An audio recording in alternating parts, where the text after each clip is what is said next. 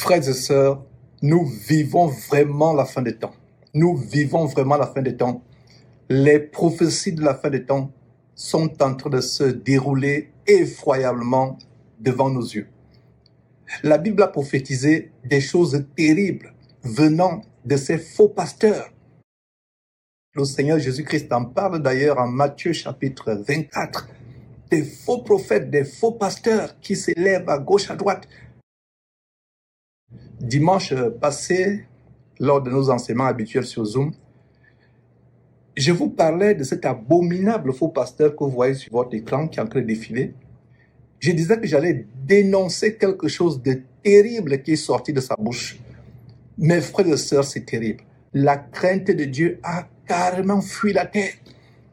Ces hommes, comme si l'abomination d'escroquer les gens avec le nom de Dieu, le nom de son Fils Jésus-Christ ne suffisait pas, voilà qu'ils ajoutent une autre abomination, celle d'insulter Dieu, d'insulter la parole de Dieu. Comme on va voir tout à l'heure, insulter Dieu, c'est insulter la parole de Dieu, c'est insulter Dieu. Mes frères et sœurs, sans plus tarder, suivez ce que cet individu a déclaré récemment lors d'un culte. Insultant Dieu, insultant sa parole. C'est terrible. Vanité de vanité, tout est vanité. Le jour que je t'attends encore dit vanité de vanité, je vais t'attacher.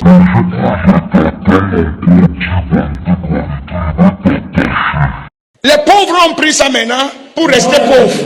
Au lieu de lutter pour sortir de la pauvreté, passe son temps. Vanité de vanité, on sera tous enterrés dans 2 mètres, ça ne sert à rien. Vous bagarrez pourquoi? Tu n'es pas normal. Salomon a dit vanité de vanité après avoir eu 1000 femmes, des milliards. Il a fait toutes les nations. Il a tout eu. Avant de... Toi, tu dis vanité, tu as eu quoi? Un pauvre n'a pas le droit de dire vanité de vanité. C'est lui qui doit dire vanité. Quelqu'un qui est déjà riche et a compris la vie, il peut maintenant dire vanité de vanité. Si toi, le pauvre, tu dis vanité parce que tu es jaloux et aigri. Toi, tu dis vanité de vanité. Tu as déjà eu 1 million dans ta vie. Qu'est-ce qui est donc vanité? C'est que tu n'as pas eu. Comment tu sais que c'est vanité? Incroyable. Incroyable, mes frères et sœurs. Si la terre ne s'était pas ouverte ce jour-là, en engloutissant ce homme pendant qu'il sortait ces paroles abominables, c'est la preuve que Dieu est encore patient. Dieu est patient. C'est la preuve que Dieu est patient. La terre se serait ouverte ce jour-là en engloutissant cet homme qui se moque de la parole de Dieu.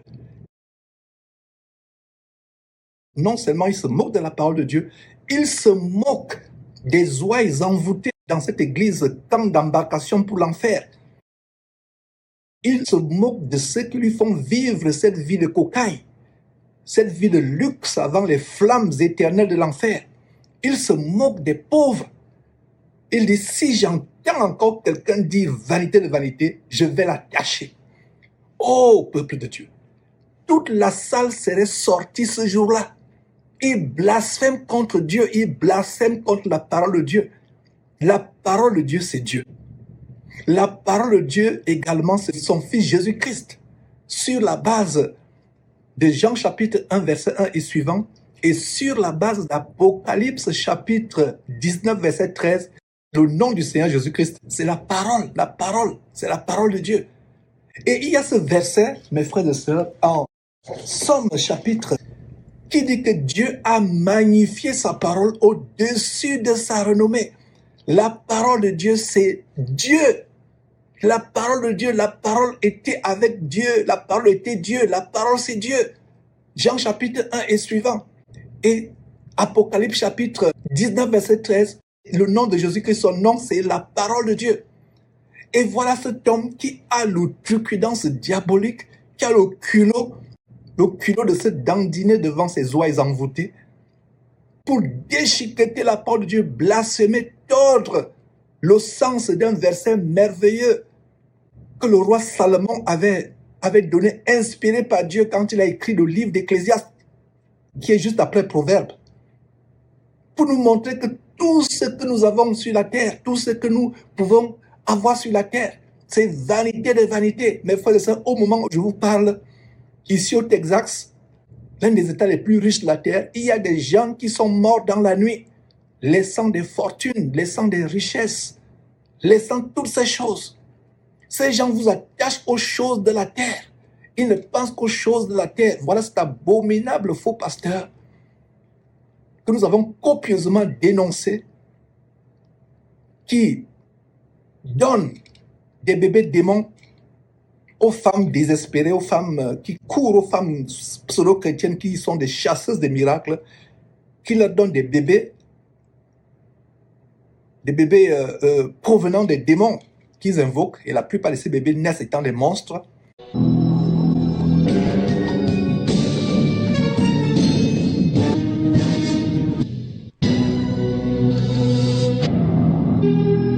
C'est terrible, mes frères et sœurs. Cet homme que nous avons dénoncé qui fait des miracles mensongers. Ils engagent des acteurs, des actrices pour simuler des miracles. Nous l'avons dénoncé. Comme cette jeune étudiante, qu'il a embauchée, engagée, nous avons démontré clairement comment il est en train de simuler un miracle.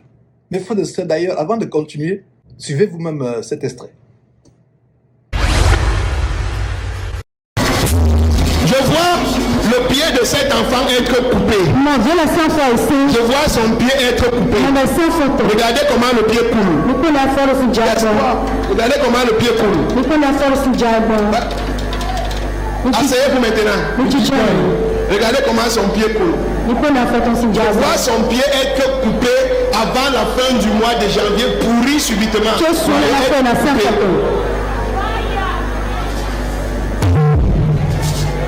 Le pied coule, le pied ne fait que couler. Regardez les gouttes.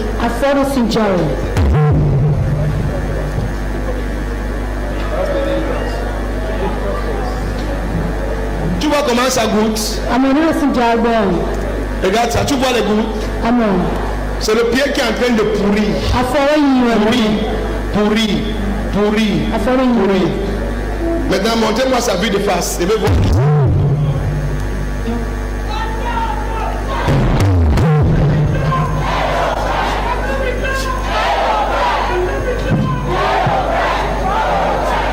Que Dieu peut guérir ce pied. Qui a la foi que Dieu peut guérir ce pied. Je peux.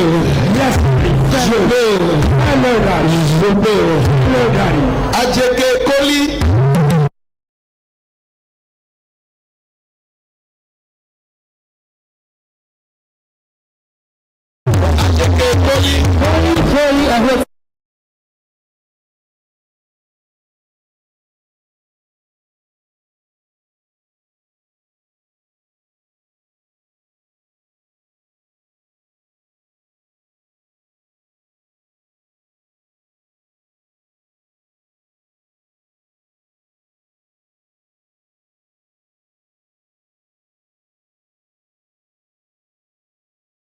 Adjeke Koli.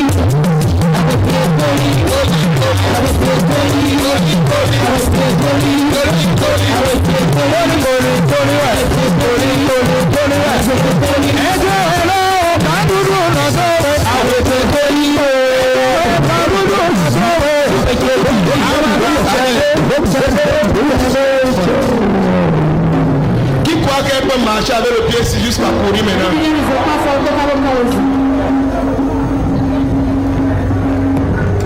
When I was down, you lifted me.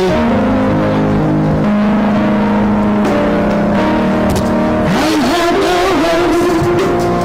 Even me shelter. Lâche. People like them over me.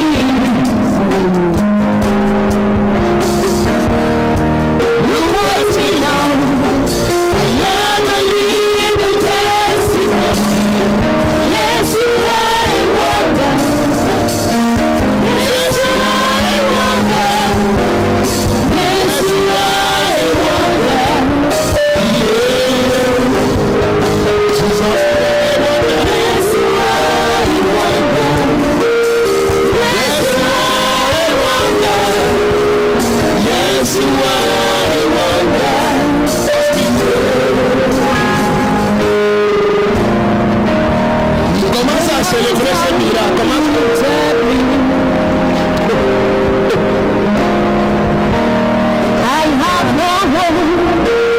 Give me a shelter.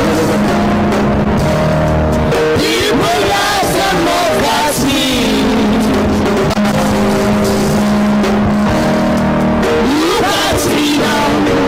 I never need a testimony. Yes, you are a wonder. Je commande que cet enfant soit guéri. Ce pied, tout ce qui est cassé et qui est en train de pourrir depuis l'intérieur, je commande au nom de Jésus que ton pied soit restauré maintenant. Que les os se recollent aux os au nom de Jésus. Toi, mauvais esprit, par 1, 2, 3.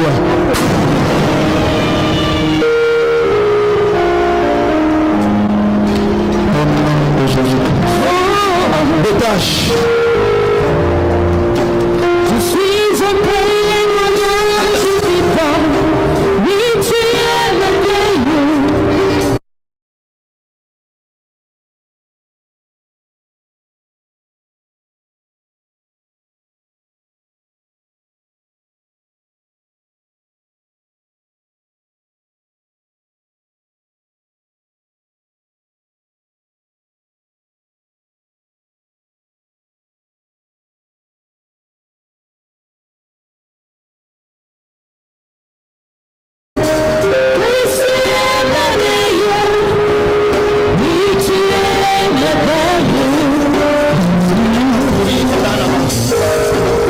Commence à acclamer Jésus. Balance ta main pour Jésus. Dis Seigneur, opère ce miracle. Lève-toi et acclame, lève-toi et acclame, lève-toi et acclame.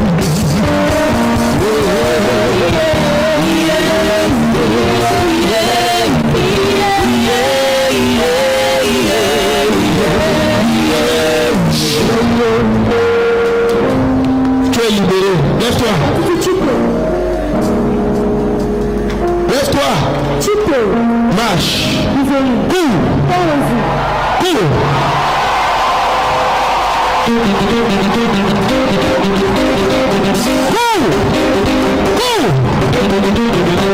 Si tu ne peux pas acclamer mon Jésus, je vais m'arrêter.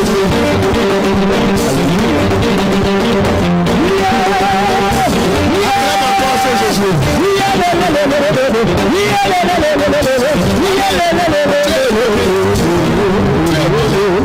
Bien. Ton pied ne sera pas coupé. Les os, va refaire ta radio, de on va dire que tes os sont redevenus normaux.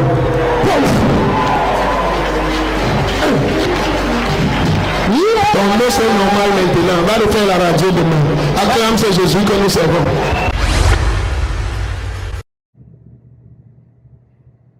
Voilà, mes frères.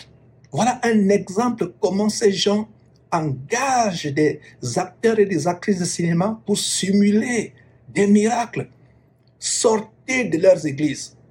Sortez de leurs églises, camp d'embarcation pour l'enfer. Sortez, sortez, sortez de leurs églises épiceries, salles d'embarcation pour l'enfer, salles d'attente pour l'enfer, habitation de démons où toutes sortes de prostitution se passent, couchant avec des fidèles. Et des gens comme ce monsieur que vous voyez défiler sur votre écran, c'est des personnes qui font partie de ce que j'appelle souvent la criminalité évangélique en bande organisée. Je devrais même plutôt dire la criminalité et le vampirisme évangélique en bande organisée, couchant avec les femmes à gauche, à droite. Et d'ailleurs, leurs femmes aussi, se sentant délaissées, couchent avec les membres de la chorale, les fidèles de l'église, etc., ou couchent avec d'autres pasteurs, commettant l'homosexualité. Ces miracles que ces pasteurs opèrent, comme celui qui défile sur votre écran, ils opèrent ces miracles en faisant le cannibalisme, en mangeant la chair humaine, en buvant le sang, en allant dans les morgues, prendre les os des morts, les os qui découlent des cadavres en putréfaction. Ils recueillent les organes, etc. Et ils mélangent ces os qu'ils ont achetés dans les morgues, ils les mélangent aux communions qu'ils veulent distribuer dans les petits gobelets en plastique dimanche. Ils doivent manger la chair humaine pour faire ces miracles. Ils doivent être sodomisés pour faire ces miracles. Comme ce toto. Ils doivent être sodomisés, ils doivent sodomiser les jeunes garçons, ils doivent faire des choses terribles telles que coucher avec les cadavres dans les cimetières, profaner même dans les morgues. Ils ont des morguiers avec qui ils sont en complicité. Ils s'accouplent avec un cadavre pour augmenter leur pouvoir. Et voilà les mains qui viennent imposer sur votre tête. Ce monsieur opère avec les puissances sataniques. Les actes de cannibalisme, la consommation de la chair humaine, boire le sang humain, coucher avec les cadavres, se faire sodomiser les jeunes garçons pour augmenter les pouvoirs. Donc voilà, mes frères et sœurs, ce que je suis en train de vous dire. Je dénonce ces choses et je continuerai à les dénoncer. Ce monsieur qui, il n'y a pas longtemps, je vais dire il y a quelques années, après que je l'ai copieusement dénoncé, m'a menacé de mort. Il est apparu à sa chaîne de télévision au Bénin. C'est un Camerounais de la bande des criminels évangéliques, un véritable escroc évangélique, un véritable féman évangélique. Il m'a menacé en disant, dans 72 heures, tu vas mourir par accident de circulation. Si mes paroles ne s'accomplissent pas, c'est que je suis un faux prophète. Il a dit que mon corps à moi, Georges, devait être ramassé et éparpillé sur le goudron. On devait me ramasser sur le goudron, ici au Texas, et il me donnait 72 heures. 2 ans, 3 ans, 4 ans, peut-être 5 ans sont passés. Me voici. Ces paroles ne sont pas réalisées. À faire ce qui s'est passé, il a invoqué les démons d'accident de circulation sur moi. C'est pour ça qu'il avait cette assurance des gens arrogants, enflés d'orgueil. Il avait cette assurance que dans 72 heures, on devait ramasser mes morceaux de chair sur le goudron ici au Texas. Voilà. Cela s'est-il réalisé? Pas du tout. Parce que ma vie ne dépend pas de qui que ce soit. Ma vie et celle des vrais chrétiens est cachée en Christ Jésus. S'ils peuvent atteindre Jésus-Christ là où il est, dans les cieux, au-dessus des cieux les plus élevés, ça veut dire qu'ils peuvent nous atteindre, nous les vrais disciples du Seigneur Jésus-Christ. C'est terrible, mes frères et sœurs. Terminons par cette parole qui vous montre à quel point cet homme a proféré, cet homme a sorti de sa bouche une terrible abomination, se moquant de la parole de Dieu, déchiquetant la parole de Dieu. Le verset dont je vous parle est dans Psaume 138, verset 2. J'utilise la version Louis II, en même temps la version King James. J'ai une Bible qui est divisée qui a 2 colonnes. Une colonne est en anglais, une colonne c'est Louis II. Louis II, une colonne française, la version française Louis II, et l'autre colonne c'est la version anglaise King James.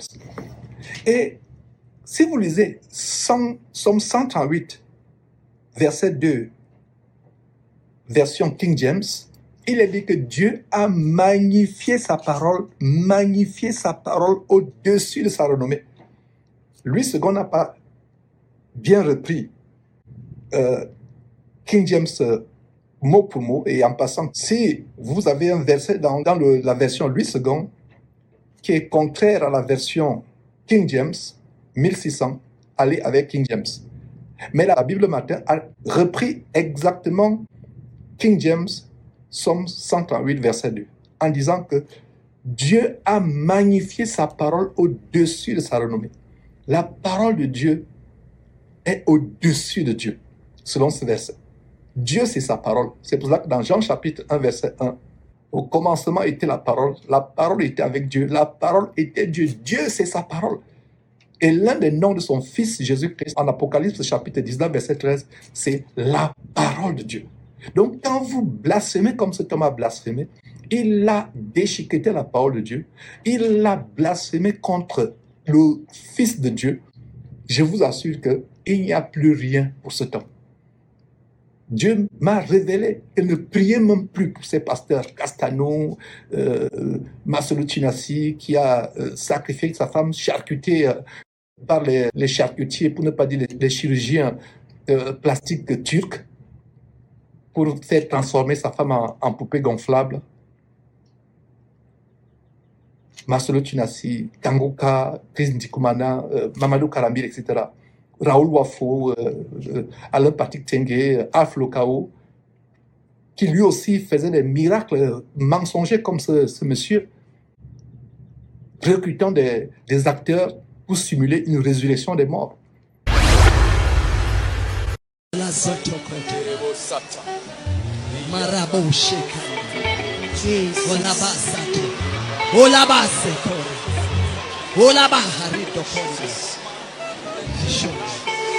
Man is commanding life. Rise up!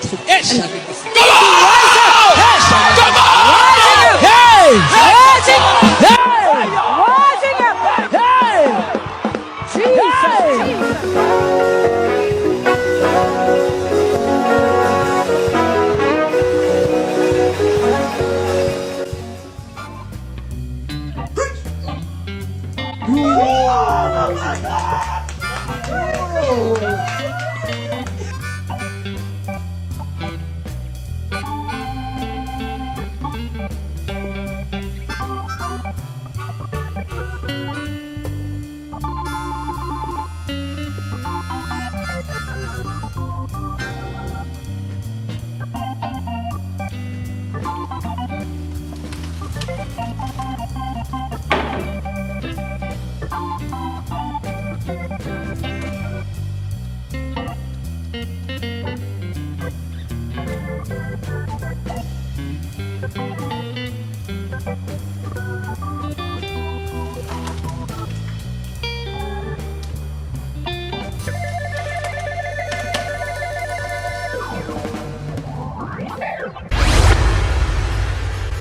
Je vous assure que mes frères et sœurs, l'heure est grave. Donc, Somme 138, verset 2. Somme 138, verset 2 dit que Dieu a magnifié sa parole au-dessus de sa renommée. La parole de Dieu est au-dessus de Dieu. Et si vous voyez un autre verset, regardez, mes frères et sœurs, ce qui soutient la parole que je viens de vous donner, à savoir que si la terre ne s'était pas ouverte ce jour-là, dans ce camp de concentration qui mène à l'enfer, cette épicerie évangélique, cette entreprise d'escroquerie évangélique, c'est que Dieu est amour, Dieu est patient. Dans Romains chapitre 1, le tout premier chapitre de Romains, c'est par là où je vais terminer. Et il y a une terrible malédiction que Dieu prononce. Il y a une terrible malédiction dans Romains chapitre 1, verset 18, dit quoi? La colère de Dieu. La quoi? La quoi? Écoutez très bien la quoi? Romains chapitre 1, verset 18, la quoi? La colère de Dieu. La colère de Dieu se révèle du ciel. Contre quoi? Contre toute impiété et toute injustice des hommes. Qui font quoi? Qui retiennent injustement la vérité captive. Ils retiennent injustement la vérité captive. Au lieu de vous prêcher la crainte de Dieu qui est le plus grand trésor de la terre, au lieu de vous prêcher la repentance, la sanctification sans laquelle personne ne verra le Seigneur, il vous amorce par des paroles trompeuses, il vous entraîne en enfer. Tous ceux qui ont suivi cet évangile ce jour-là, vous qui étiez dans la salle, repentez-vous, sortez de cette abomination en courant, pleurez devant Dieu. Sinon, la malédiction qui est sur cet homme, c'est la même malédiction qui s'abattra sur vos enfants et sur vous-même et sur les enfants et les enfants et les enfants de vos enfants, jusqu'à perpétuité, jusqu'à ce que le Seigneur Jésus-Christ revienne. Que celui qui a les oreilles pour entendre, entende.